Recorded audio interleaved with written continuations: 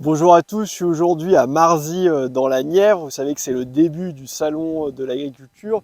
Je suis avec Sylvain qui est éleveur. On s'était vu pendant les élections législatives et de toute façon on lui avait promis de revenir parce que nous on fait du terrain, on va voir les gens aussi hors période électorale.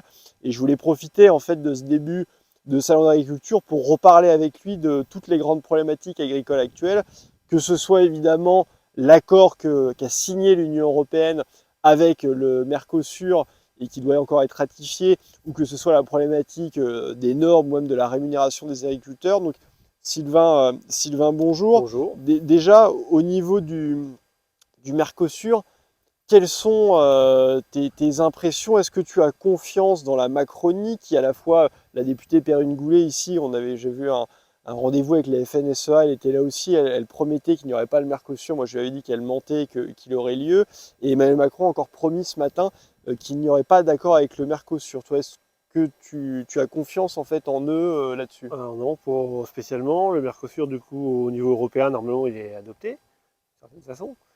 Et après, ça va être les États qui vont se battre pour le non, enfin, le refuser d'une certaine façon, mais avec la pression, à mon avis, on n'aura pas le choix d'une certaine façon. Ça va être compliqué de dire non, hein, je pense. Alors, pour rappeler, ce qui peut se passer en fait, c'est qu'au niveau commercial, la politique commerciale est une compétence exclusive de l'Union européenne. Ça veut dire quoi? Ça veut dire que c'est un commissaire européen qui va négocier les accords au nom des 27. Et donc il ne négocie pas pour la France. Souvent, ce qui se passe, c'est que le commissaire européen, il va sacrifier les intérêts agricoles français pour vendre de l'industrie allemande. C'est exactement ce qui s'est passé ici.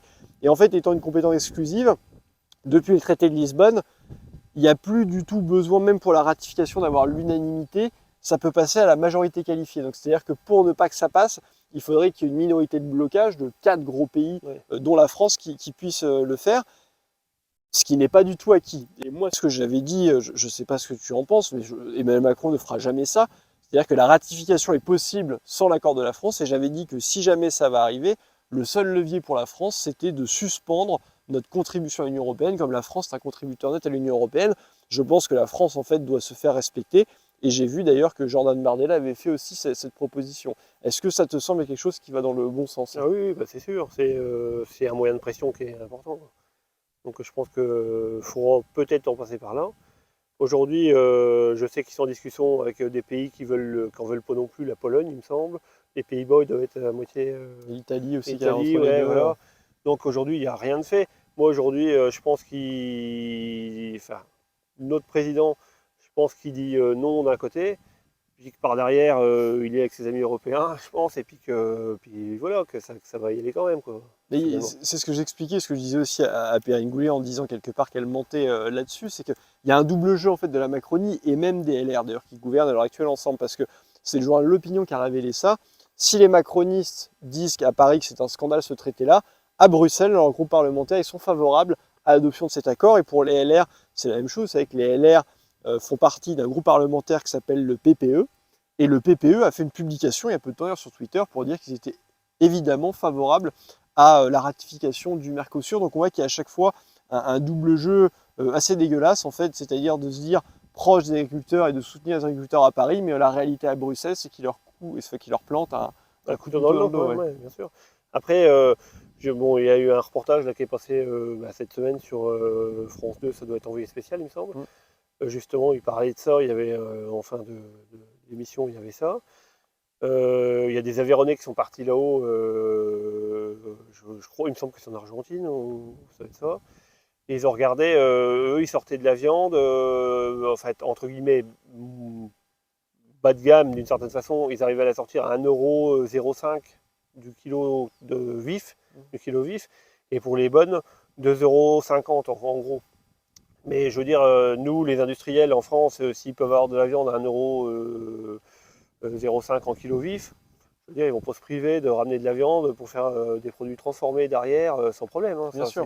Alors arrête-moi si je me trompe, moi de ce que j'avais vu, les derniers chiffres que j'avais regardés, j'avais d'ailleurs sensibilisé là-dessus avant un salon d'agriculture précédent, c'est que le coût de revient, notamment de la viande bovine, est 4 fois inférieur en fait au Brésil et en Argentine à ce qu'il est en France. Donc il est bien évident que dans ces conditions-là, en fait, les éleveurs français ne peuvent pas être compétitifs. disons qu'ils n'ont pas les mêmes infrastructures, ils ont déjà pas la même grandeur de pays. c'est beaucoup élevé à l'herbe. Ils font des produits OGM, soja OGM, céréales OGM à fond la caisse. Ils mettent des hormones de croissance, enfin tout ce qu'on n'a pas le droit, nous, de mettre dans notre pays. Et c'est pas que je cherche ça, hein, Oui, à le pas faire, du bien tout. sûr. Mais en attendant, c'est une concurrence déloyale, en fait, et le consommateur va être trompé parce que finalement, la viande elle va arriver sur le marché et les consommateurs vont même pas s'en rendre compte, hein, finalement. Oui, c'est ça, mais souvent, et surtout en fait, quand c'est de la viande en tant que telle, ils sont obligés de mettre l'origine, mais c'est le problème aussi, c'est que le marché intérieur a aussi une compétence exclusive de l'Union européenne, et pour tout ce qui est traçabilité, en fait, on se rend compte que pour tout ce qui est produit transformé, il y a absolument aucune traçabilité. C'est Dans ça, un produit transformé, vous ne savez pas d'où vient la viande. c'est ça. Et donc malheureusement, il y en a de plus en plus, hein, et le coût de la vie étant ce qu'il est, l'inflation étant ce qu'elle est, de moins en moins de gens malheureusement peuvent se payer le morceau de viande avec dont on connaît la traçabilité. Donc il y a beaucoup de produits transformés comme ça où il y a moins de quantité de viande et on ne sait pas d'où elle vient. C'est ça. Et c'est là où on risque de se retrouver en fait avec beaucoup de produits qui vont venir des pays du Bah, des Mercosur. pays du Mercosur, sans même le savoir, c'est ça. Parce que ce sera des produits transformés, en fait. Le problème il est là. Et tu as évoqué aussi avec les OGM, hormones de croissance, la problématique des normes. Et on sait qu'il y a deux grosses difficultés. En fait, l'Union européenne est souvent à la base de ça. Pour les agriculteurs, c'est à la fois la concurrence déloyale, parce qu'en fait, on importe des produits qui viennent de pays qui ne respectent pas du tout les mêmes normes sociales, environnementales Même au sein que de nous. l'Europe, hein, Voilà, et même au sein de déjà. l'Europe, on a la problématique On française a déjà un qui est de problème. la Ah surtransposition oui, des bien normes. sûr. Et au niveau des normes, déjà, moi je pense que ça, c'est même pas besoin de l'Union européenne. En fait, tout gouvernement français qui respecte les agriculteurs devrait arrêter et supprimer toute la surtransposition déjà. Et après, évidemment, se battre au niveau de l'Union européenne pour arrêter cette folie des normes, notamment tout ce qui est Bah, pacte vert, programme de la fourche à l'assiette. Est-ce que toi, tu as des exemples concrets de normes complètement absurdes en fait qui te touchent et qui te prennent du temps, de l'énergie et de l'argent? ouais, comme, oui. Moi, je suis en agriculture biologique, hein. Donc, on a des aides pour l'agriculture biologique, on a des MAEC, des aides environnementales et ainsi de suite. Bon, ça, c'est au sein de l'Europe, d'une certaine façon. Il y en a aussi au sein de la région. On nous demande, par exemple, moi, d'avoir un bilan UFT, c'est un bilan de tous les produits qu'on peut utiliser, notamment phytosanitaires et tout ça, donc qui est obligatoire tous les ans à fournir. Bon, bah, moi, par exemple, je n'utilise pas de produits phytosanitaires, pas d'engrais chimiques, donc je suis obligé de fournir ce bilan-là, par exemple. Ce qui est absurde. De demander les papiers, oui, ça c'est de l'absurdité, hein, d'une certaine façon. Il y en a comme ça tout le temps, en fait, c'est systématique, hein, de la surtransposition et des normes aberrantes comme ça, c'est régulier, monnaie courante. Et à combien est-ce que tu évalues toi, le temps vraiment administratif de type remplir de la documentation pour obtenir les aides de la PAC? À combien tu évalues le temps par rapport à ton temps de travail total en fait pour que les gens se rendent compte en fait de plutôt que d'être au milieu des bêtes, plutôt que de faire le travail en fait d'éleveur ou d'agriculteur, combien de temps ça prend? En fait, aujourd'hui, c'est presque un coût financier finalement, parce que tout ça, je le fais faire par mon comptable, Hmm. par un cabinet de gestion, parce que c'est tellement complexe qu'une erreur sur le papier, ça peut nous être, enfin, je dis fatal, peut-être pas fatal, mais ça peut être compliqué, quoi. Donc, je préfère dédier cette partie-là. Moi, je passe du temps avec eux pour le faire, pour leur dire ce que j'ai fait sur mon exploitation, le nombre de bottes de foin à l'hectare, le nombre de bottes de foin dans cette parcelle, et ainsi de suite. Tout ça, c'est tout noté pour avoir, bah, pour avoir droit à ces aides-là, finalement. Et tout ça, en fait, moi, je préfère le faire faire. Je paye un service pour le faire faire parce que c'est beaucoup trop compliqué à mon échelle. Enfin, c'est trop compliqué à mon échelle. En fait, cette problématique de la norme, en fait, on voit l'agriculture, on le voit globalement dans l'économie. Ce que tu dis est très intéressant, parce qu'il y a la même chose en fait dans les entreprises. Parce qu'en fait, les grosses structures peuvent avoir les ressources en interne pour le faire elles-mêmes, mais en fait, il y a tout un tas de petits exploitants, indépendants, même PME, qui n'ont pas en fait les ressources et qui doivent faire justement, qui doivent avoir recours à des cabinets C'est ça. externes. Et donc la norme, en fait, c'est une sorte de business que toute norme amène un coût derrière, amène des gens qui vont gagner de l'argent par ces normes. Et on voit que l'Union européenne, c'est quelque part que ça pour justifier son existence. On Alors, voit l'inflation normative au niveau de l'Union européenne moi, qui est complètement dingue. On a les surtranspositions françaises en plus, donc on est dans un système qui est complètement dingue, qui tue en fait l'activité, qui tue également la croissance. j'ai l'habitude de dire, on est des percepteurs d'argent public européen. Nous, les agriculteurs, je le dis souvent parce qu'en fait, il y a un gros budget qui est alloué à la PAC, entre guillemets, pour la France. Nous, on récupère cet argent-là, enfin en partie, hein, parce que c'est pas que les agriculteurs qui touchent de l'argent de la PAC, hein. Il y a beaucoup d'autres exemples où il y a des industriels qui arrivent à toucher de l'argent de la PAC et ainsi de suite. Ouais, de l'agrobusiness. Ou aussi pour la préservation des zones Natura 2000 et ainsi de suite. Enfin bon, c'est normal, hein, il y a des voilà. Mais en attendant, pour moi, on est des percepteurs d'argent européen. Cet argent-là, il arrive en France. Nous, on le touche d'une certaine façon, ou en partie, suivant avec ce qu'on fait, hein, le nombre d'hectares qu'on a, et ainsi de suite. Et après, il est redistribué dans tout ce qu'il y a autour de nous, en fait, pour faire marcher tout le système, d'une certaine façon. Donc, pour moi, je dis ça, on est des percepteurs d'argent public, et après, c'est réparti, ça permet de ramener de l'argent dans le pays, d'une certaine façon, puis après, il est redispatché Oui, et là-dessus, dans le mécanisme, pour quoi. bien que les gens se rendent compte, en fait, la PAC, les gens disent que c'est beaucoup d'argent. Bon, la France touche environ 9 milliards, 9,5 milliards de la part de l'Union européenne. Ce que les gens ne disent jamais, en fait, c'est que la France est en contributrice nette. On dépense chaque année plus de 10 milliards d'euros de plus que ce qu'on reçoit de l'Union Oui, européenne. oui, Donc la PAC, en fait, c'est de l'argent français. Et surtout, le budget de la PAC, il n'a fait que diminuer. Avant, c'était 60% du budget de l'Union européenne. Maintenant, c'est bien moins que ça. En fait, le budget de la PAC, il a augmenté en valeur, mais il a baissé en volume. Ça veut dire quoi? Ça veut dire que si vous retraitez l'inflation, le budget de la PAC qui est en cours, hein, qui est de 2022 à 2027, il y aura des négociations après à partir de 2028, en fait, il a baissé. Il a baissé de 15 à 20%. C'est-à-dire qu'on donne de moins d'argent aux agriculteurs et on donne de moins en moins d'argent aux agriculteurs français parce qu'entre-temps, vous avez évidemment l'ouverture, notamment aux pays de l'Est, à la Pologne et autres, ce qui fait que la part du gâteau est de plus en plus petite pour les agriculteurs français. Donc ils sont de moins en moins aidés et de plus en plus exposés à la concurrence déloyale. C'est pour ça que le système même de l'Union européenne, que ce soit les normes du pacte vert, que ce soit la concurrence déloyale, fait que mécaniquement, en fait, on arrive à une euthanasie, et je pèse mes mots, des agriculteurs et des éleveurs français, et ça, c'est proprement inadmissible pour la France qui a des paysages, des terroirs, et qui a été bâti, en fait, sur l'agriculture. Enfin, les gens ne se rendent peut-être pas compte maintenant, mais